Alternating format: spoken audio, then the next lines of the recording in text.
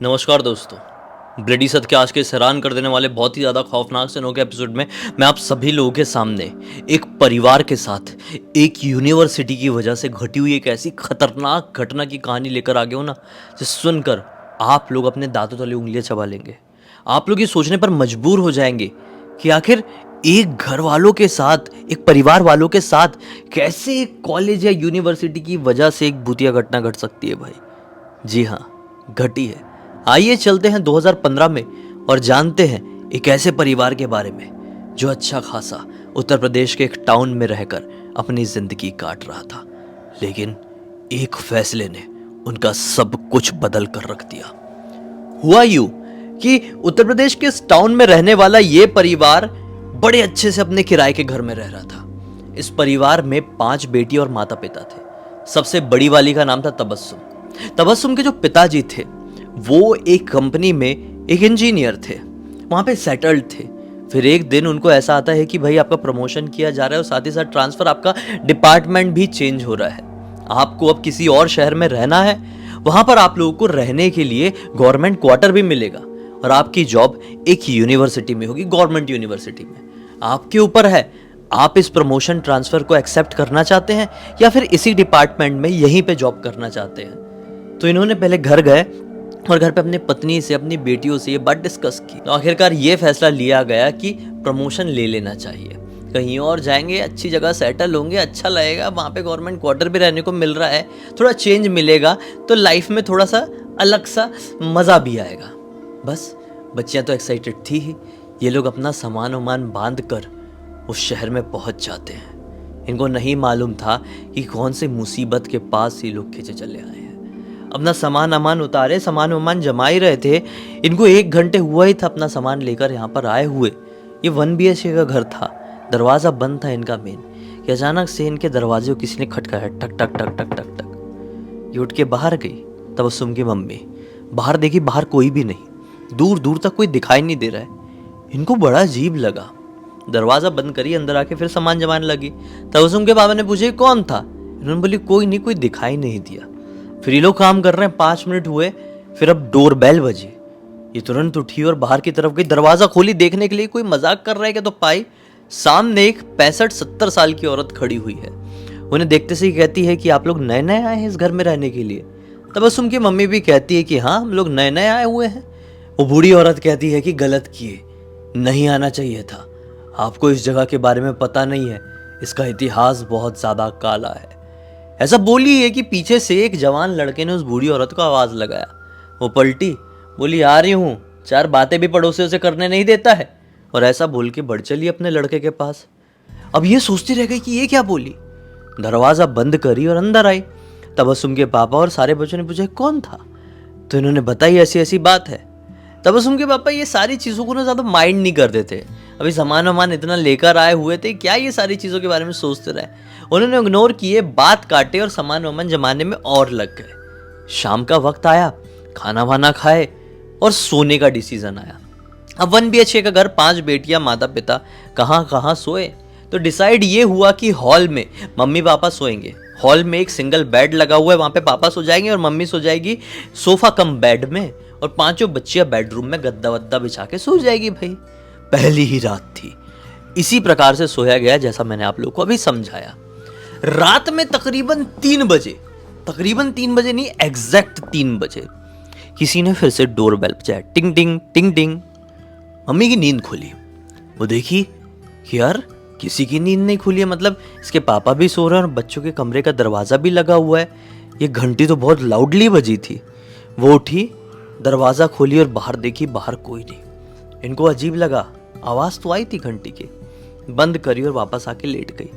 2 minute हुआ है, नींद नहीं आई थी, फिर से घंटी बजी। अब इनको थोड़ा ऑकवर्ड लगा कि अभी तो मैंने दरवाज़ा खोली थी, कोई दिखाई नहीं दिया था, रात के 3 बज रहे हैं, मैं जाके डायरेक्टली नहीं खोलती हूँ, तबस्सुम के पापा को उठाती हूँ। वो उठाई, बोली उठिए, देखिए रात के 3 बजे कोई बेल बजा रहा है, कोई ज़रूरत तो नहीं है किसी को, पड़ोसियों को कोई मुसीबत तो नहीं आन पड़ी। ये बोले कि नहीं, मुझे तो कोई आवाज़ नहीं आई है, लेकिन फिर भी तुम बोल रही हो तो मैं जाके देखता हूँ। इन्होंने भी दरवाज़ा खोले और बाहर कोई नहीं था।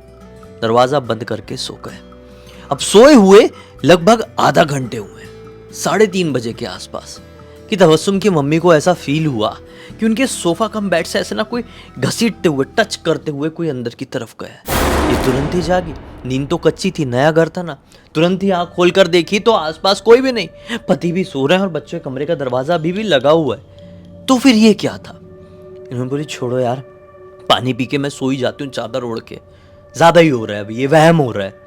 किचन में गई, मटके से पानी निकालकर पानी पी ही रही थी कि उनको ऐसा महसूस हो कि पीछे से जुप से कोई ट्रांसफर हो गया, एक कोने से दूसरे कोने पे। ये तुरंत पलट कर देखी तो ये छोटा किचन था और पीछे तो दीवार ही थी, कोई भी नहीं था। इन्होंने बोली छोड़ो, अंदर जाके सोती हो। इस रात के बाद से हर रात को तबस्सुम की मम्मी को 3 बजे बेल बजाने की आवाज़ सुनाई देती थी, हर रात को। लेकिन ये आवाज़ किसी और को नहीं, घर पे 5 बेटियां थी, पति थे, किसी को आवाज़ नहीं आती थी। हर वक्त उनको ऐसा महसूस होता था कि मेरे पीछे कोई खड़ा हुआ है, मुझे छिप छिप कर कोई देख रहा है, किसी के ना होते हुए कोई मुझसे बात करने की कोशिश कर रहा है।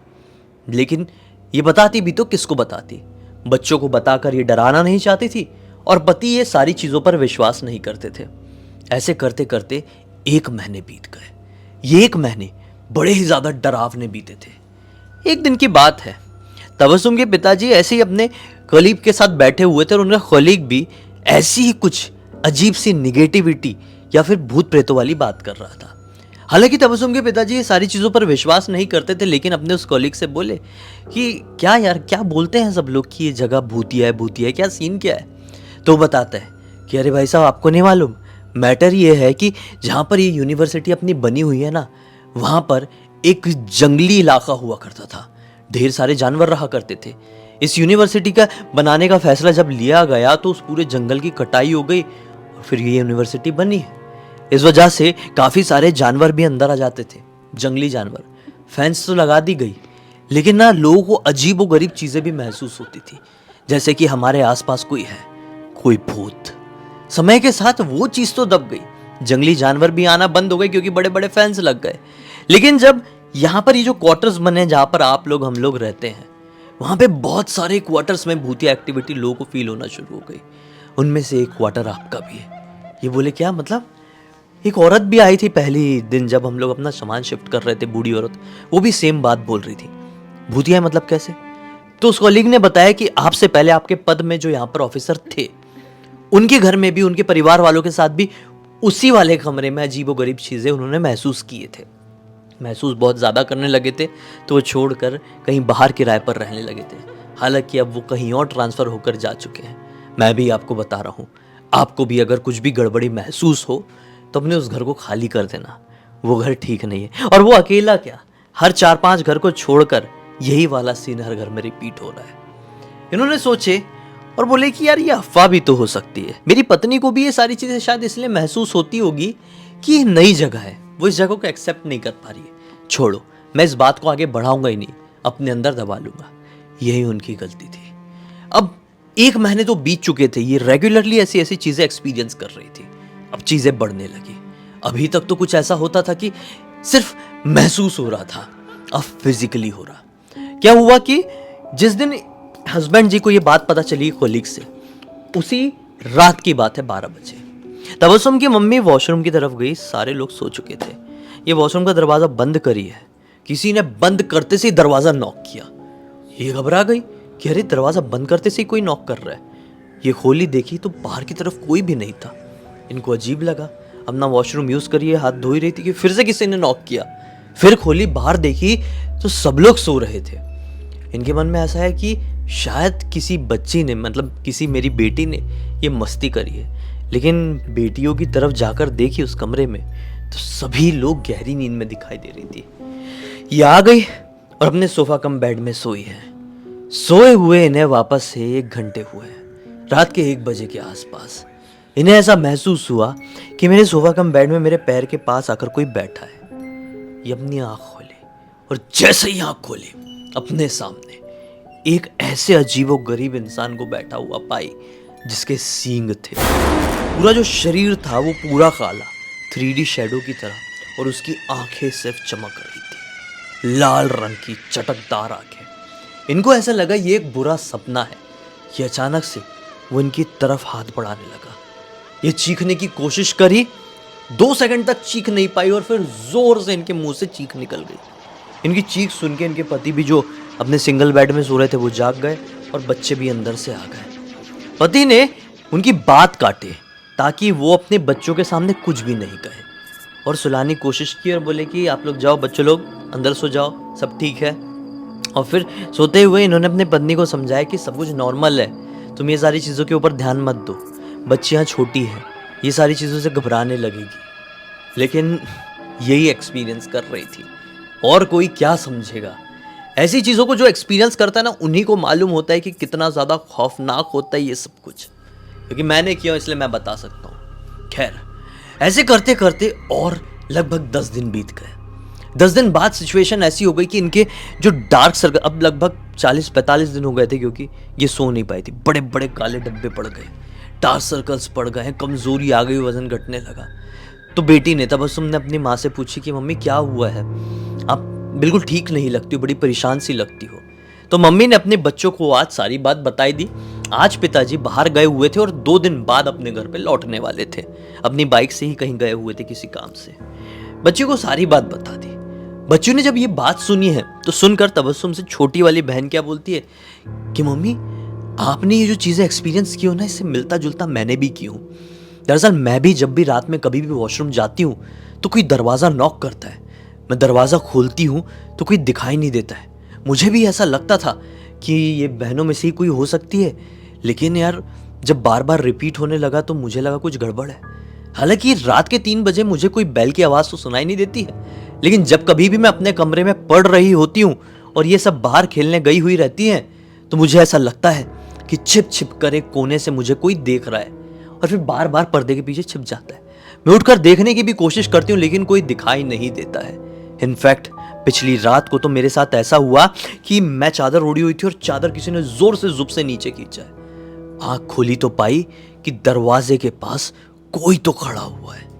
मैंने नजर घुमा के देखी कि मेरी चारों बहनें यहां पर सो रही है, तो दरवाजे के पास कौन था?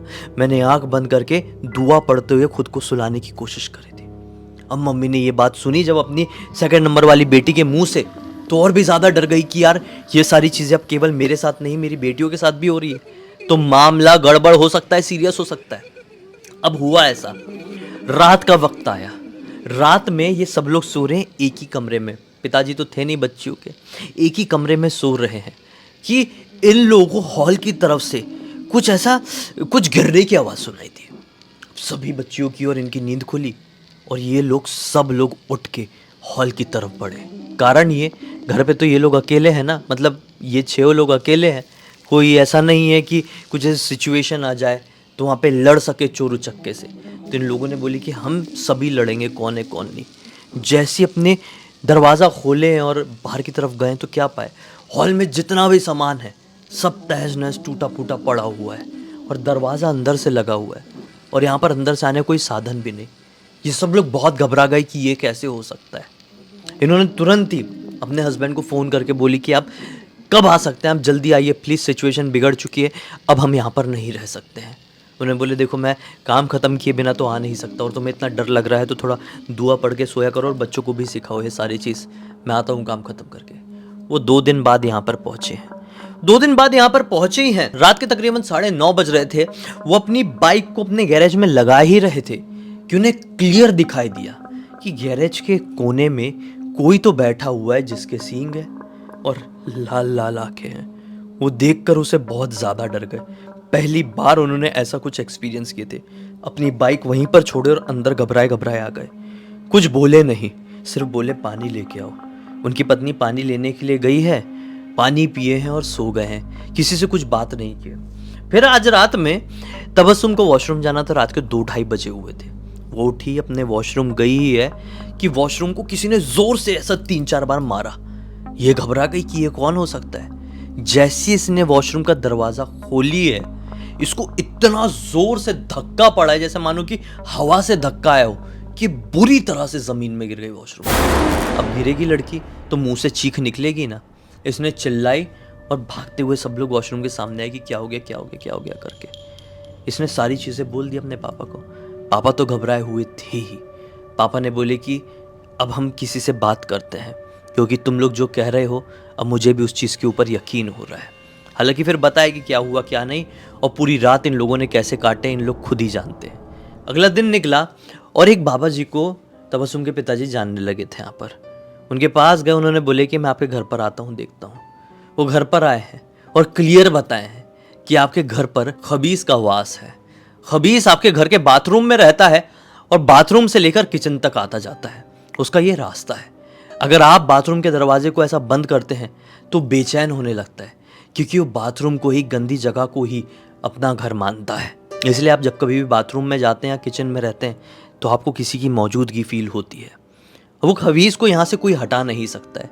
वो बहुत ताकतवर और बहुत ज़िद्दी होते हैं। अगर आपको बच के रहना है, अच्छे से रहना है, तो आप इस घर को खाली कर दीजिए। तो बस जैसे ही बाबा ने ये बात बोले हैं, इन लोगों ने उस घर को खाली कर दिए। घर को खाली करने के बाद नया घर किराए से लिए और उस घर में ये सारी चीज़ें कंप्लीटली बंद हो गई। ना ही रात के 3 बजे वो बैल की आवाज़ सुनाई देती और ना ही बाथरूम का दरवाज़ा कोई थपथपाता, ना ही नींद में कोई उनका चादर खींच लेता। आँख खोलो तो ऐसा सींग वाला सामने दिखाई देता। सब कुछ नॉर्मल हो गया। नॉर्मल हुए आज यही कुछ 7 साल हो चुके हैं, लेकिन इन 7 सालों में आज भी वो 40-45 रातें तबस्सुम की मम्मी, तबस्सुम खुद, छोटी वाली बहन नहीं भुला पाए हैं। आज भी अंधेरे से इनको डर लगता है और आज भी ये प्रे करते हैं कि हमारे साथ ऐसा जो कुछ भी हुआ है किसी के साथ भी ना हो। तबस्सुम ने ये कहानी सिर्फ और सिर्फ इसलिए भेजी है ताकि लोगों को ये मैसेज मिल सके कि आप कोई भी नए घर में जाएं तो पहले पूजा पाठ करवा लें उस जगह की, ताकि अगर कुछ भी निगेटिविटी हो तो वो चीज़ वहाँ से भाग जाए और वहाँ पर पॉजिटिविटी का वास हो जाए। उम्मीद करता हूँ कि आज की इस कहानी के जरिए आप लोगों को एक बहुत अच्छी सीख और एक जानकारी, मनोरंजन भी मिला होगा। तब तक इस वीडियो को देख लिया तो लाइक जरूर कर देना, चैनल को सब्सक्राइब करके बेल आइकन दबा के ऑल के ऑप्शन में क्लिक करना है, क्योंकि इसी तरह के हैरान कर देने वाले खौफनाक वीडियोस डेली आप लोगों के सामने लेके आता रहता हूँ। इंस्टाग्राम की लिंक इस वीडियो के डिस्क्रिप्शन बॉक्स में मिल जाएगी, क्लिक करके डायरेक्टली वहाँ पर पहुंच जाना। और इसी तरह की कोई भी कहानी, टॉपिक या जानकारी आप लोगों के पास भी है तो लिख भेजना। हो सकता है मेरा अगला वीडियो कल आप लोगों के हिसाब से बन रहा हो। तो चलिए कल फिर से मिलते हैं, तब तक के लिए बहुत बहुत धन्यवाद। आपका दिन शुभ हो।